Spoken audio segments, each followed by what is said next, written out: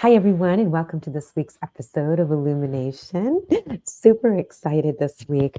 We have just such a beautiful, gentle soul with us today, and I am just so grateful and so excited for this conversation that we're going to enter into today. So let me introduce you to Leslie Hyde. She says that she's been on a quest for truth for most of her life. She majored in religion at Trinity College, and since then she's worked as in international publishing as a guardian ad litem, a school administrator. She's been the president of a social service agency, an elected politician, a youth mentor at Long Creek Youth and Development Center. That is a center for children in the juvenile justice system. And finally, she ended up exactly where she feels she is meant to be. And she is a graduate of CHIME, which is the Chaplaincy Institute of Maine. And she was ordained in 2015.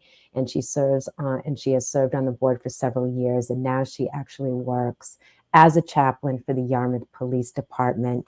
And this is where the bulk of our conversation is going to be. And she's done numerous other things in her life. Honestly, when I met her, I thought, I'm like, is there anything she has not done in this realm? So I am just thrilled to pieces first to have met you and honored that you have joined us here today. So thank you very much, Leslie, for being here. Oh, thank you. And I am really excited to, Valerie, meet you and Thank Susan you. to pursue this. I think we're going to have a very interesting conversation. Yeah. Yes. So why don't we jump into when Leslie and I were talking, she told me a very powerful story. And as you guys know, Valerie and I started this platform for all things spiritual, who we are as divine consciousness, and our role as being channels for the divine to work through us. And Leslie, you in your work, which I would like you to tell our listeners, your work as a chaplain, and then let's just dive right into the story that you told me the other day so that the three of us can have a channeled conversation around it. Absolutely. And I would invite both of you at any point, if something, say, hey, wait, can I ask a question? Or, Yep. this is not. We're both pretty good at that. I figured. I like you guys already. Wait a minute. I am a police chaplain.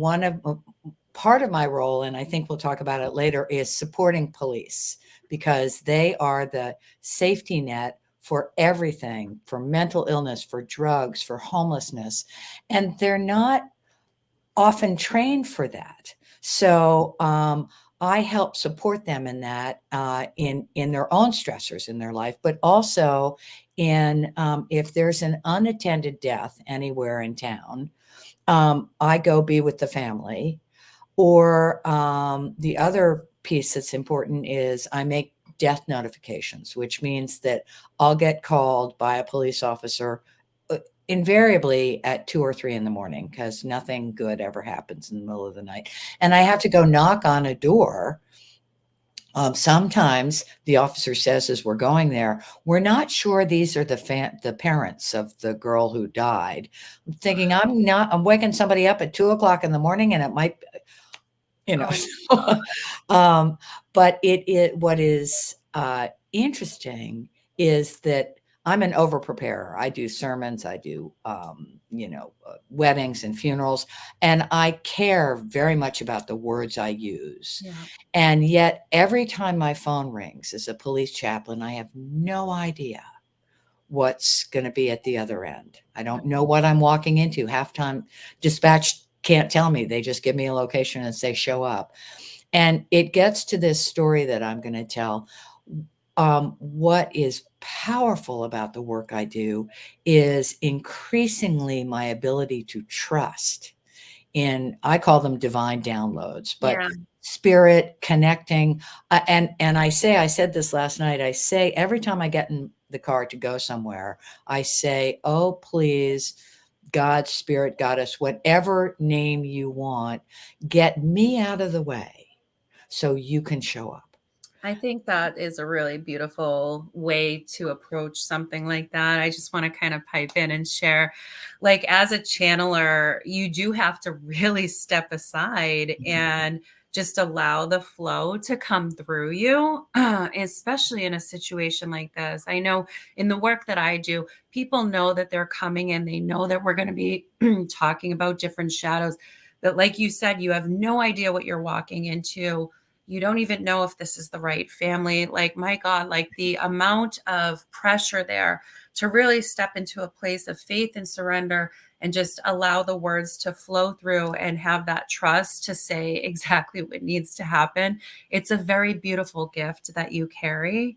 And I just wanted to share my acknowledgement in that and my admiration, because it's not an easy job, I imagine. Well, and I appreciate that. I really do, because in the beginning, my fear and Mhm. my triggers that I had, I've learned a lot. I've been doing it since 2015. What helped me greatly was when I finally accepted Yeah. that this wasn't about me. Yeah. My ego got aside, the pressure was gone. Yeah. It's not like Leslie Hyde has to find the perfect words or do Right. what Release Leslie the Hyde has to do is control tune in, right, and just be present in that moment. and hold space. Yeah. Show up and hold space. Mhm. And each time it's different. And what I love now as I've grown in this job is now I just trust it. Now I don't think, oh my God. There are times when it's a very powerful scene. There's a young girl who's suicided, and the parents are, and I'm bruised by the emotions, Yeah. but I'm not triggered by it. And I can hold space for what they're doing. And It's if amazing it, to be um, able to put your triggers aside to do right. that. Well, Yeah. and that's part of what the Chaplaincy Institute did as chaplains, because we all go into hospice and, sort of we're all in these places where we're meeting people where they are. And it's easy to get triggered. So you spend several years working on your triggers, and you guys use the word surrender a lot, which I Mhm. love, because it's surrender. An aspect of it is letting go. Yeah. You just have to let go and pay attention. Like, ooh, the suicide for me was hard because my daughter's godfather, my best friend, died by suicide. And so that brought up a lot of things for me. And I didn't even know what I was walking into until I walked into the home. Oh, And geez. so that's why it's great to put your ego aside, Yeah. because it's not about me, it's about these people. And taking your healing seriously, like, if you notice that, and as you went through the schooling, just like deep diving into yourself, so Right. the emotions not leading. That took a lot of years for me to do within the realm of my work. And even now, like, I still talk about it. Surrendering is like, just, we have all of the control based from all of our fears and all of our traumas and all of our experiences. And it's a really beautiful place to be, to just let that go and trust in faith. But work through your own stuff so you can show up for other people. And I think that's really beautiful that happens before you dive into the work too. It's And it's a whole realm that I'm unfamiliar with, so I'm curious. it takes, and I know you both know this because I see it in you both. It takes courage to surrender on that level with such powerful emotions and people you've never met, um, requires an enormous vulnerability and authenticity. Yeah. And as you keep doing this work, I wanted to tell this story, if it's okay, that Susan, because it is very powerful, and it illuminates a lot of what we're talking about. It wasn't 2 in the morning; it was like 5:30 in the morning, and I got a phone call that a young man had overdosed, and so the police officer and I went to the house, and knocked on the door. Before 6 o'clock, a police officer and a woman knocked. They know. They open the door. The man is already emanating anger, and the woman is emanating fear. And when I make a death notification, I am very, very, it's not something you want to drag out. You just very succinctly say, I'm so sorry to say at 3 o'clock this morning, Eric died of an overdose. And mom collapses on the floor and dad slams the door in my face. And it's really important to say that authentically, I never, if you told me my daughter had I don't know how I would react. So I never judge what anybody does, right? It's their authentic response. And he whips the door back open, and he's really full of rage. And he says, excuse my language, what the F are you still doing here? And I said, I'm a police chaplain, and I'm just here to be with you and help you. And he goes, well, if you can't effing bring him back to life, you're useless. And he slams the door again. And again, if somebody in my normal life spoke to me like that, Yeah. I totally was, my heart was breaking because clearly he and his son were not at a peaceful state, which is very hard when somebody dies and you're not in that. Yeah. And the police officer I was with, who was new, left, which was very naughty of him because he's there to make sure I'm okay. And I stood there and I was just sure You we knew. were done. Yeah. So I'm it's a little cul-de-sac, and my car is at the far end of the cul-de-sac, and I'm kind of walking towards my car, and the door opens, and he's a large man, the dad, and he comes with a huge burst of energy, comes at me. And I remember looking at him, and I can't tell you how short this was, but shoop, fleeting across my awareness was, if this man has a gun, I'm about to die. And it lasted that short. I just thought, ooh. But I turned to face him, and I looked at him and realized that there was absolutely no danger to me. And he said, where's Daisy, who was his son's dog? And I said, once the scene is secured and we're allowed to go in, I'll call you and bring you to Daisy, or I'll bring Daisy to you. We can work out how to get the dog to you, but that's fine. And he looked at me, and I don't know why, but I put my hand on his shoulder, and my throat kind of closed. And I said, no one should outlive their children. Yeah. And he just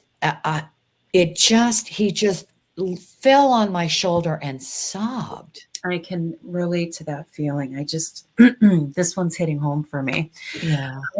My oldest was, we always have a tough cookie, but I was always getting phone calls 2, 3 in the morning, and it was traumatizing. I didn't know. I mean, there were days that she was like, I have no idea where I am, but I know my phone is at 2% and you need to find me. And I'm like, what do you see around you? Like, do you see a street? How long did it take you to get there from your home? So I had a rough idea of how far away she was. And I always found her. I always did. But there was so much trauma around that experience. And I would get so angry, like, what are you doing? You're being dangerous. And like, as a parent, you just like, you want to shake them. You want them to like, wake up, you're putting yourself in danger. And I can relate to that anger. At first, at the beginning of this, I was scared. I was compassionate. I wanted to be her support. I was an enabler. I did all of the things, and then you get to that point where it's just on repeat and you're just hitting that same cycle over and over, and it quickly turns to anger.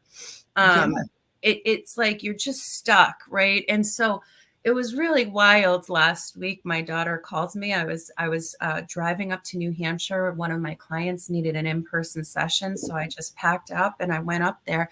And the phone rings, and it's her, and she's almost having a panic attack. Something's going wrong. I immediately had a same visceral response that I always had, and she's like, "Okay, wait a minute, Mom. I'm safe. I'm okay. Nothing is wrong with me. I'm not in danger." It was like she knew, like, this is like our connection because of our past. And so, like, my heart, like, just almost just poured open when you just started talking. Like, right when you said he slammed the door shut, I'm like, this man just needs a hug. Yep. And I'm so glad that, you know, whatever reason he created to come back out to talk to you, like, allowed him to have that moment where he could just let out that emotion. And that's just beautiful. And I think he did create that. I think when I said, "I'm here for whatever you need," and he's like, "Fuck you, you can't bring him back to life."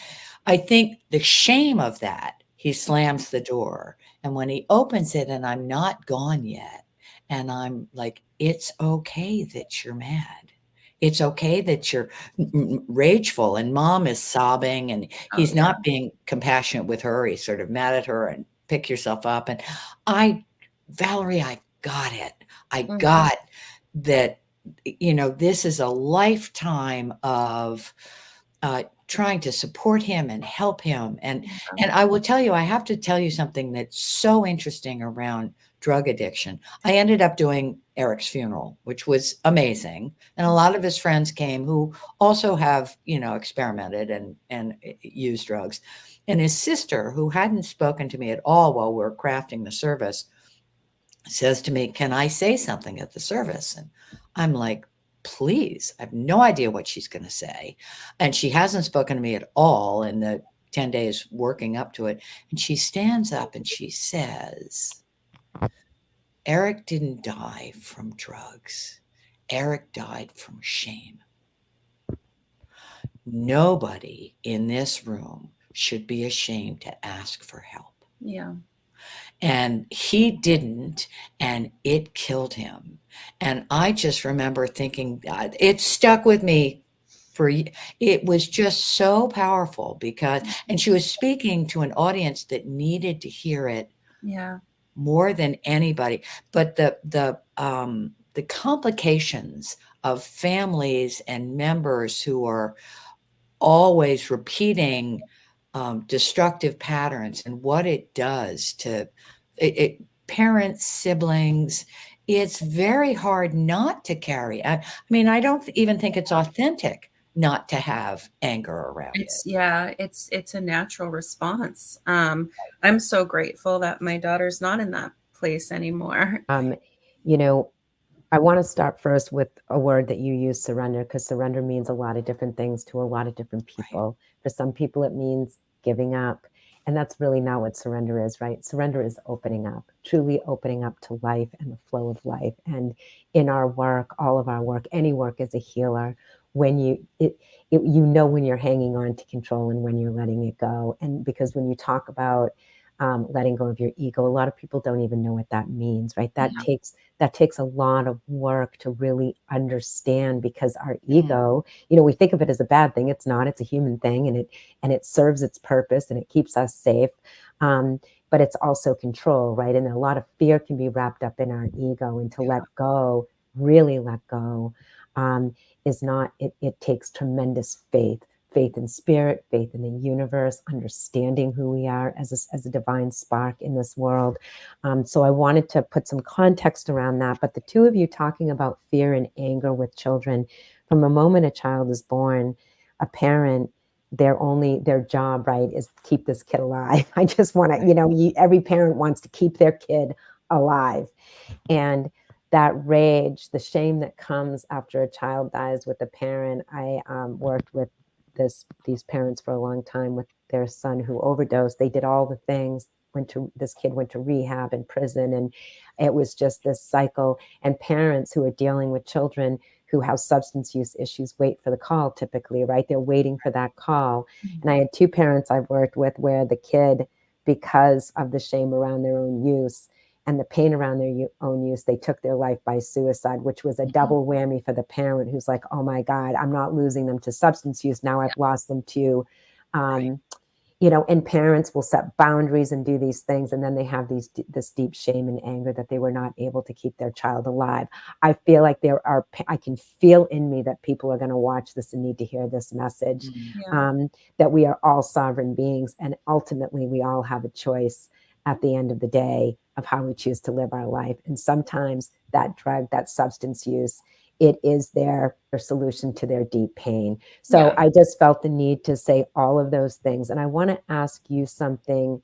You talk about courage, having courage, and what does courage really mean?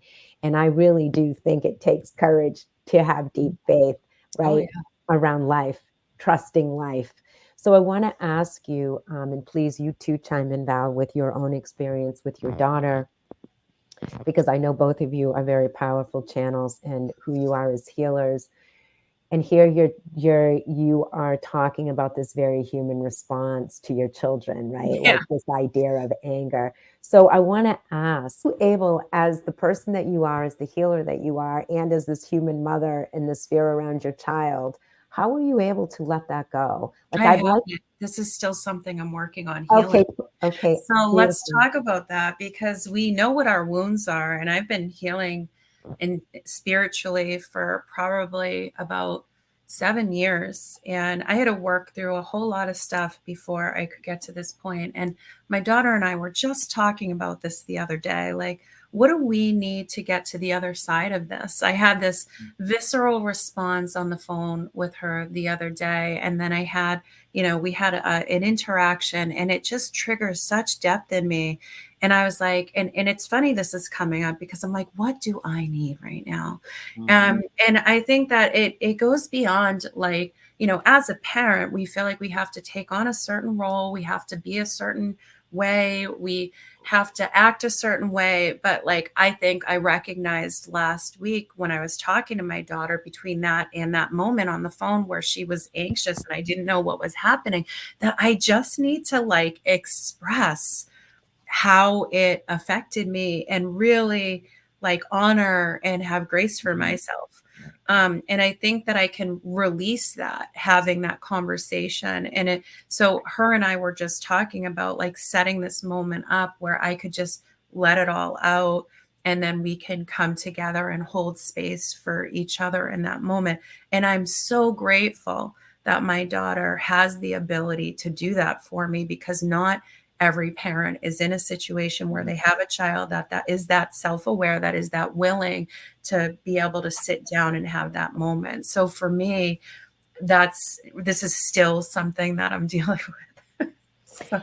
And Leslie, I'm going to punt to you. Thank you, Valerie. I want to ask you a question specifically, Leslie, because I will say this. Most people know this, right? That depression and anger, same side of the same coin, right? One is outward, one is inward.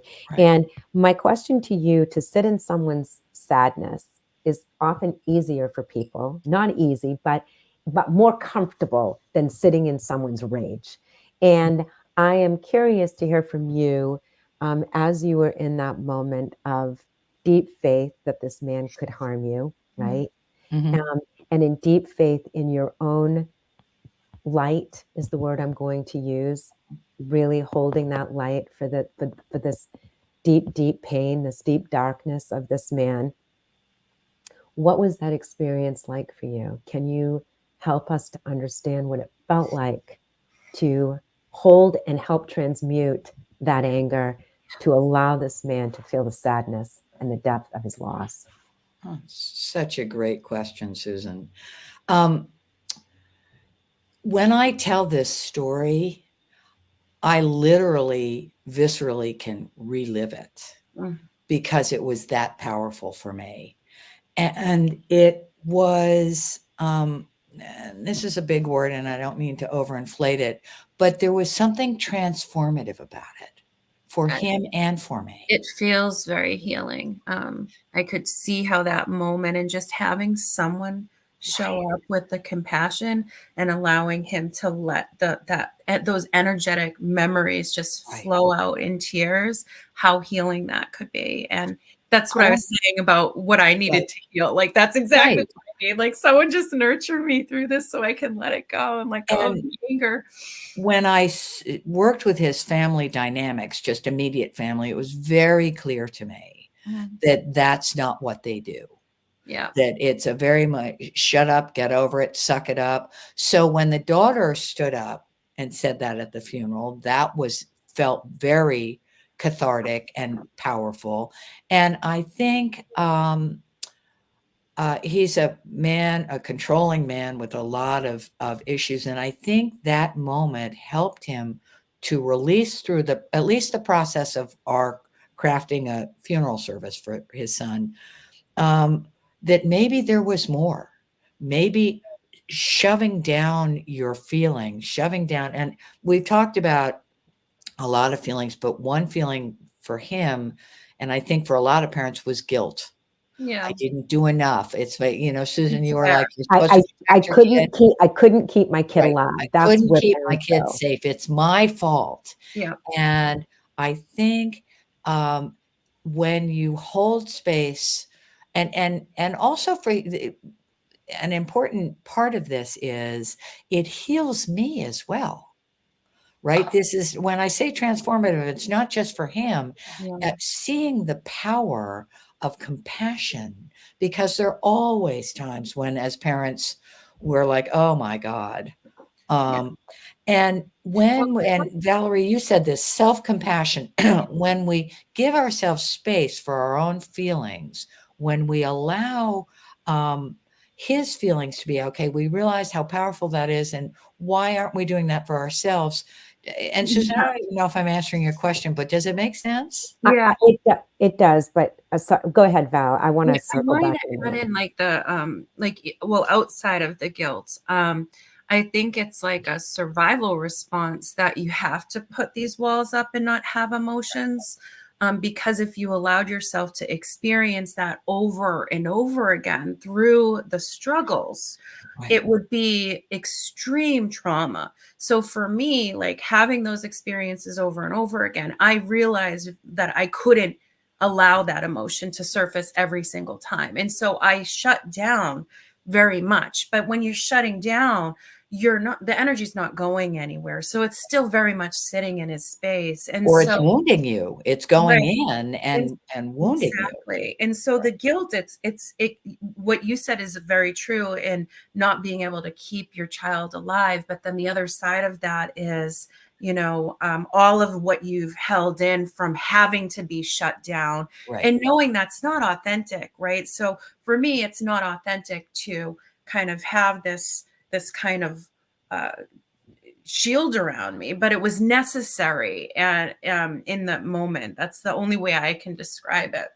Oh, it makes it's a protection. Yes. Because each time this happens, you're being wounded, and at a certain point, you need to protect yourself from those wounds, and that is a place where self-compassion is really important. I didn't but you said so many things that when you talked about the screen, and I love that because you don't hold it in. Oftentimes, I think of it as a mirror, Yes. a compassionate, loving mirror where I show this man that his everything he has, his rage, his guilt, his suffering, his deep grief are all valid. Yeah. And we learn at Chime, you can't fix anything. No. But when you Right. show up and you see and you hear people genuinely with no judgment, Mm. that's when healing starts. When I just saw him for who he was, a confused, sad, angry dad, um, and wordlessly said, that's okay. Not only Yeah. is that okay, but I can relate to that. I can Mm. relate to your grief. Something broke open a little bit Yeah. because his heart started to thaw. And it wasn't about me, it was about the energetic exchange. And I think if we try and go in as saviors, Yeah. we're lost before we start.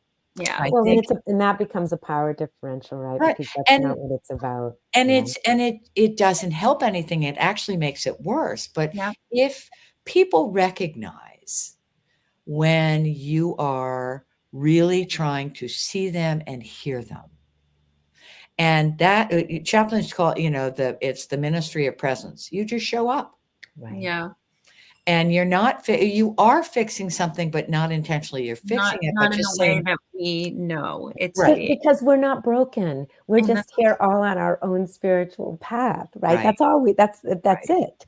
I And think with this work altogether, especially with shadow work, as you're doing a lot of processing with people, so it's very similar to the work that you do.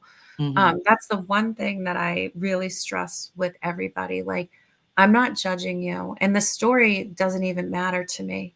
What matters is what's making you feel these big emotions, and let's dive into that.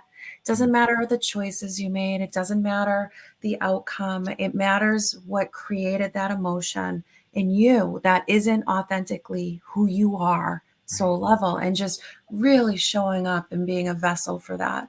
And I just love the way that you've worded all of this in a whole different aspect of a spiritual community, and it's done exactly in the same way. And I loved being able to hear it's a modality to me, like you're what you do. So I just wanted to share that. It's really beautiful.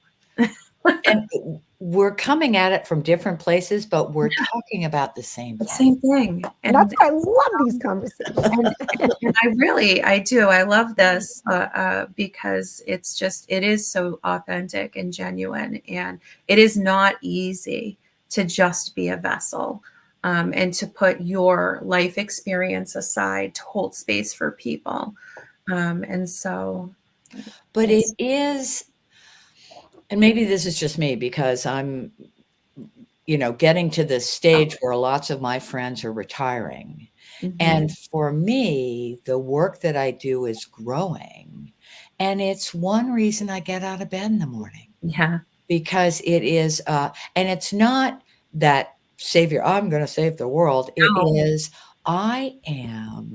when I meditate in the morning, one of the things I say is, please let me embody yeah, your love and do your work. yes, And what a great opportunity. And I think all three of us and a lot of like minded people are fueled and nourished by that. So, yeah, yes, it's incredibly hard.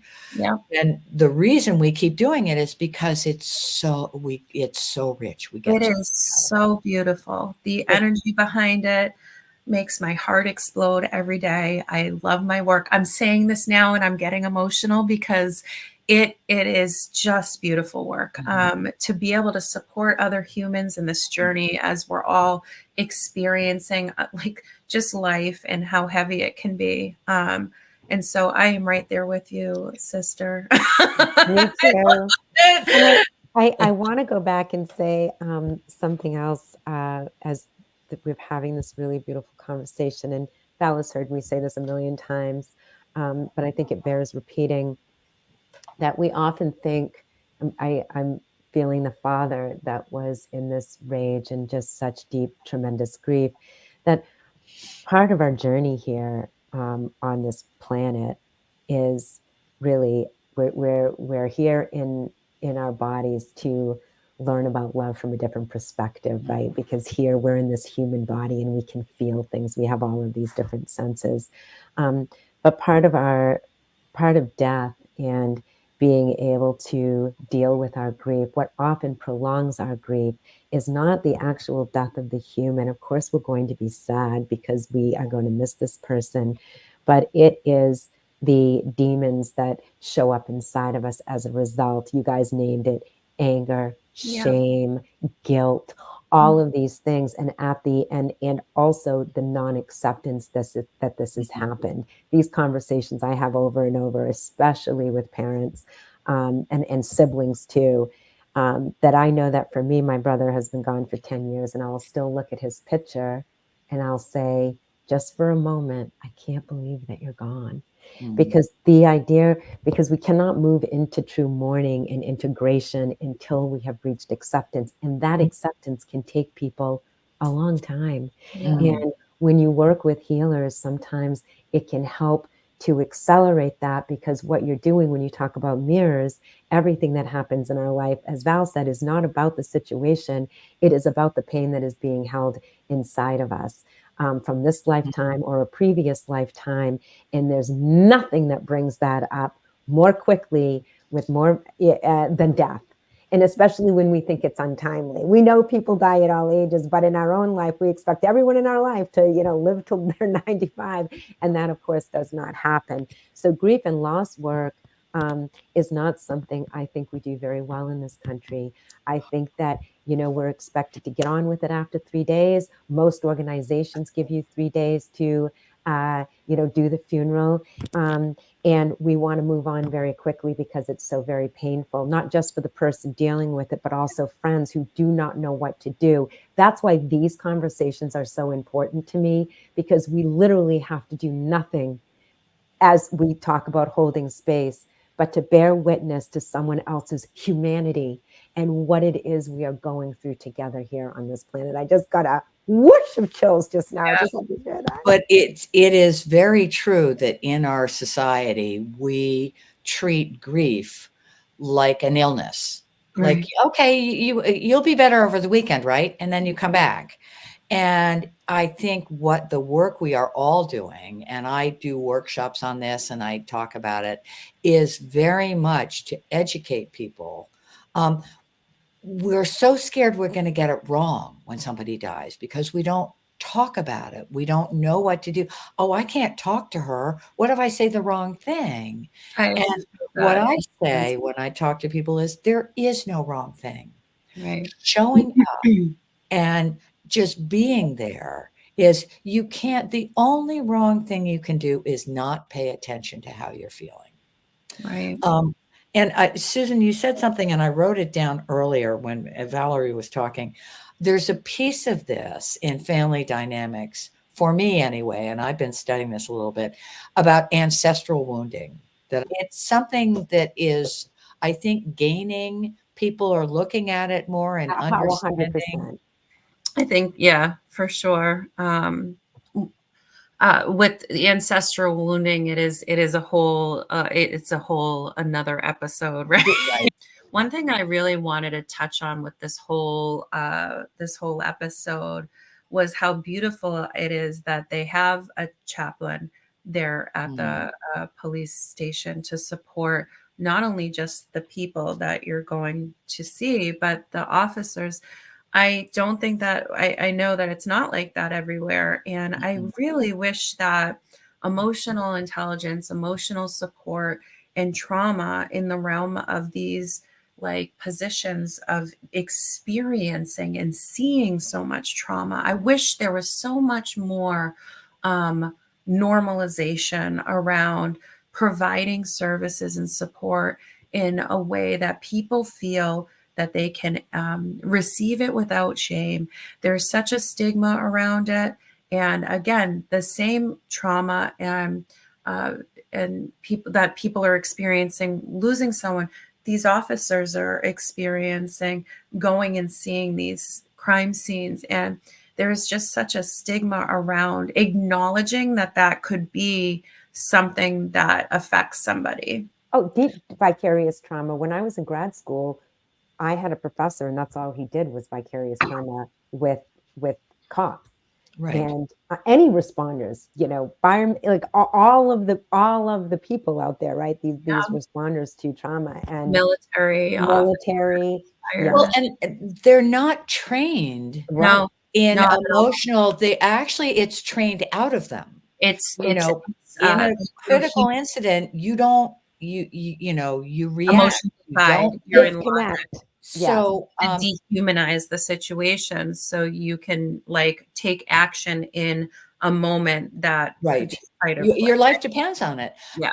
Interestingly, there's a woman, Kate Braestrup, who is amazing. She's written a couple of best-selling books. She's done Moth Radio. She's a chaplain in Maine for the Maine state game wardens. And she taught me about critical incident stress management debriefing, which is after a shooting, you get everybody involved, the officers, everybody involved in a room to process it. And it's very specific. You have tons of water. I do very little. Whoever's facilitating doesn't do a lot of talking. The goal is to get them talking, but you don't say, Valerie, how did you feel when you entered the room? You say, what were your physiological responses when you picked up the phone?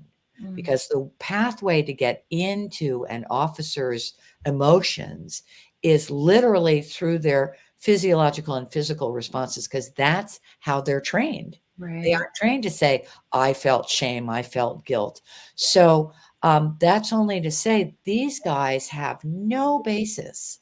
And I think they're starting to train these people differently so that they have a little bit more and give them more support. Social workers, chaplains, I think that's a beautiful direction to go in. The suicide rate is pretty high. Oh, yeah. And I think that it's good that there's a shift in that dynamic. Oh, and I think the world has changed. Yeah. The role of officers, as I said earlier on, they're now the safety net for everything. Domestic violence, all the shelters are full. Homelessness is, And they've started to take social workers on those calls too. Yes, they have. Mental illness, drug addiction. These are issues we don't have good answers for. And the cops are thrown into this. And it's not easy. So to support them, and I think social workers and chaplains are, I just hope we get more of them, because then I think the bridge between the community and the police officers will close. I agree. Just like you have a team on hospice, you should have a team, right? A team of people that play all of these different roles in all of these different areas. So I wanted to say one other thing, though. I wanted to come back around because you were talking about the physiological response. Right. And the other thing that we do not talk a lot about is there are a lot of differences between the way men and women grieve. Yes. Another thing that we don't talk about enough in our culture. And men are not they're not raised to sit around and process their feelings. That is simply not how they process their grief. And there is this is why I think when parents lose a child, the way that these parents navigate it is very different, and often takes intervention of some kind, some help. And I've said this a million times too. I think that when people lose somebody, not everybody needs counseling. Not everybody needs to go into a grief group. It's very different. But that it is okay to need support around grief and loss. It is just okay. I think there are people, and and I've heard this from a lot of men, that they don't feel honored in the way that they grieve because they're not sitting around crying and needing to talk about it. It's very internalized for them. So I wanted to just do that shout out for our guys out there. And it's, when they come, a lot of times police officers will not talk to me at the station. They'll come to my house. Yeah. And sit in front of the fireplace, and because they know it won't be shamed there. And there's also that kind of, oh God, Sean's falling apart. That's ridiculous. What, David should, and I think they're beginning to, it's very interesting. And I'm going to check in with them later. There were 2 teenagers who, were a missing person yesterday in Yarmouth. They left Harrison Middle School at, one was 11, one was 12. And there was the police that we all were sort of putting it on social media and looking for them. They thought they were in Portland. They weren't really sure. And they have returned. They're back with their family. Everything. Oh God, thank God I didn't hear about this. I know. But when I read it, I immediately thought every single officer, they're like the parent to everybody. Their job is to serve and protect. Yeah. So here are 2 girls in their, village of Yarmouth who've gone missing. And that carries a weight to it, that they care. If that just struck terror in our hearts, imagine how it feels to them, who then feels responsible for finding these girls. Yeah.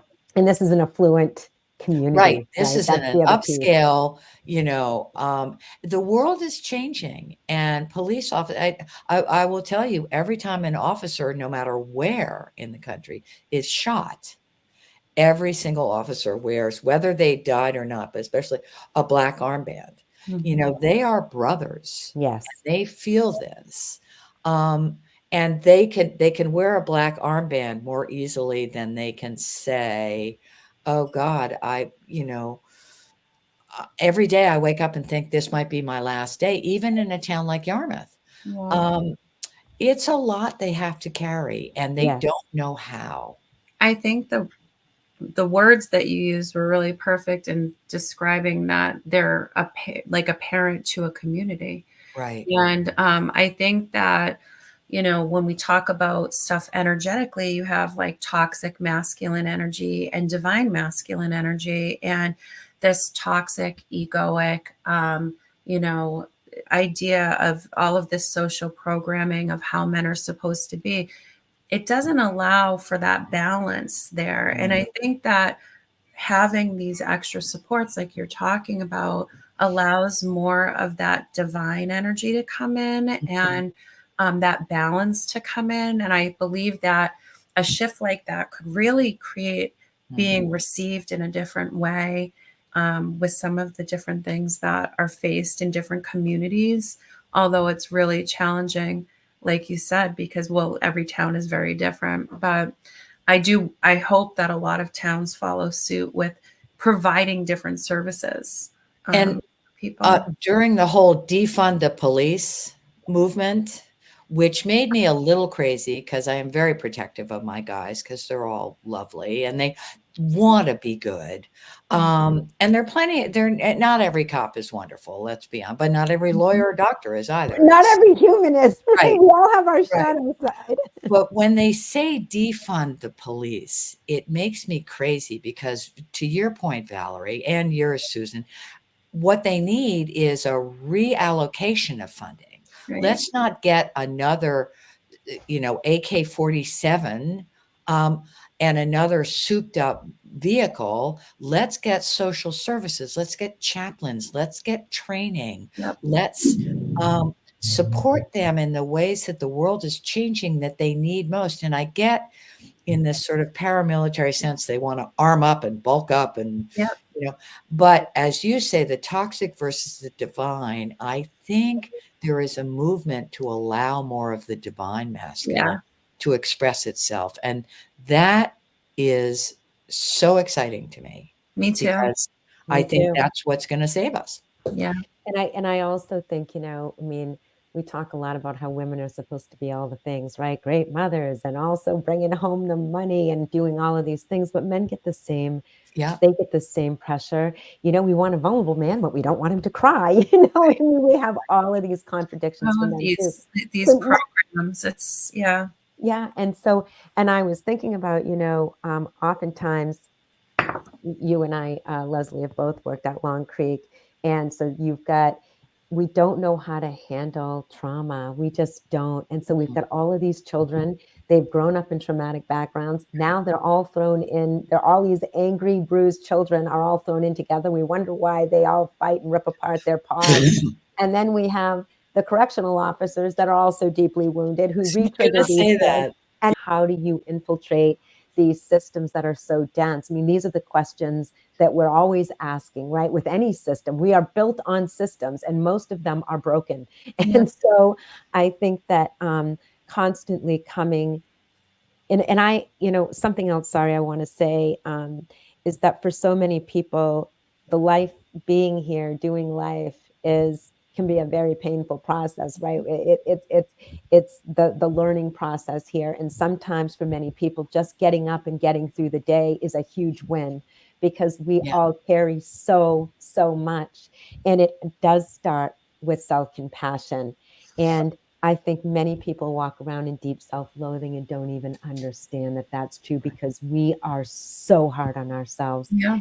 We don't even allow ourselves to have human emotion. We have to then go judge the emotion that comes up for us. So I know that we are coming at the hour, but Val, please. Yeah, I think like we know basic emotion, and because we don't have a deeper understanding of those broader emotions, it is hard to pinpoint like, how do I dive into this? Because you're feeling anger, but the anger is actually betrayal, or you're feeling fear and the fear is actually abandonment, and so at the end of it all, yeah, that emotional intelligence can lead to a lot of personal freedom for people, but they're just not taught.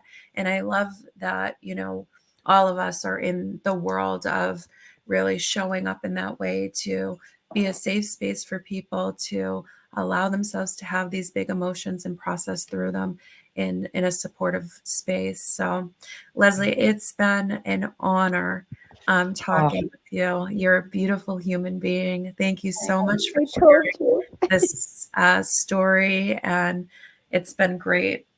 I am so honored to be here. I am so grateful to you both for what you're doing, because as you were talking, I was thinking the world is getting, in some ways, scarier. For a Yeah. lot of people, anxiety and grief are more present and closer to the surface. And so, for you to be guides and wisdom, uh, insights to how to navigate that, I don't think there's anything more important that anybody can do. And Mm. so, I am very grateful to you. And would not be surprised if we have another conversation at some Oh, time. we're definitely, Love I'm it. all ready. We're going to do Sure. a whole thing on ancestral. We will schedule Right. that. We'll But schedule that I after. But love what you're doing. I love your Yeah. energies and your abilities, and Thank you. thank thank you you. so much for including me in a very powerful conversation, and I look forward to many more. Awesome. Me Just too. really want to normalize the human experience. I think that And there's always so much hush hush about everything. Like, let's Right, just talk about it all. Let's be real so people do not feel alone. right. That's really what it's all about.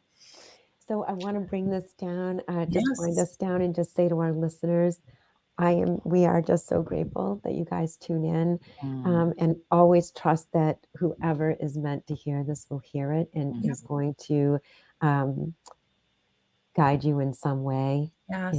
in your own journey. And so I just love you guys. Thank you for Yeah, being thank you. here. If you guys have any questions about what we talked about today, catch us on the live on Friday. If you guys have questions about the divine toxic energy, that's something surfacing for you, where you want to talk about something that has brought up shame, if you've struggled with anything that we were talking about today, loss, please catch the live, hop on with any questions or support that you might need. I hope you all have a wonderful day. Thank you so much. Love you guys. Bye. Bye. Thank you both so much.